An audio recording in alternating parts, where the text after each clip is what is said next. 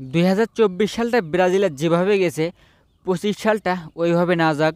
25 সালে ব্রাজিল চাইবে ভালো করতে, কিভাবে ম্যাচ জয়লাভ করা যায় বা কিভাবে ভালো ফুটবল খেলা যায়। আরও চাইবে প্রত্যেকটা ম্যাচ জয়লাভ করতে। ব্রাজিল ড্রর আশা বাদ দেবে এবং হার থেকে কিভাবে রক্ষা পাওয়া যাবে সেটাই কিন্তু 25 সালে এসে চিন্তা করবে। এবং ব্রাজিলের সামনে কঠিন প্রতিপক্ষ। 25 সালের শুরুতেই কলম্বিয়া, তার সঙ্গে আর্জেন্টিনা, চিরপ্রতিদ্বন্দ্বী আর্জেন্টিনা এবং কলম্বিয়ার সঙ্গে আর অল্প কিছুদিন পরেই মাঠে নামবে। 2024 সালটা একেবারে এলোমেলোভাবে ব্রাজিলের কেটেছে। কোনো ম্যাচ জিতেছে, আবার কোনো ম্যাচ হেরেছে। বেশিরভাগ ম্যাচে কিন্তু ব্রাজিল হেরেছে। তাই ব্রাজিল চাইবে না 24 সালের মতো কোনো বছর সামনে আসুক। 2025 সালে এসে ব্রাজিলের কিছু খেলোয়াড়কে অবশ্যই বেশি বেশি সুযোগ করে দিতে হবে।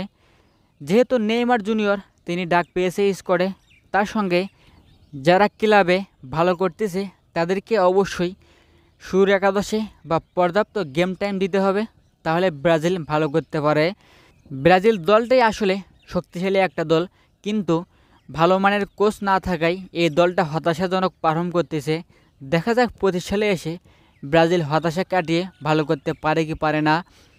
ব্রাজিলের সামনের 2 ম্যাচ কলম্বিয়া এবং আর্জেন্টিনার সঙ্গে।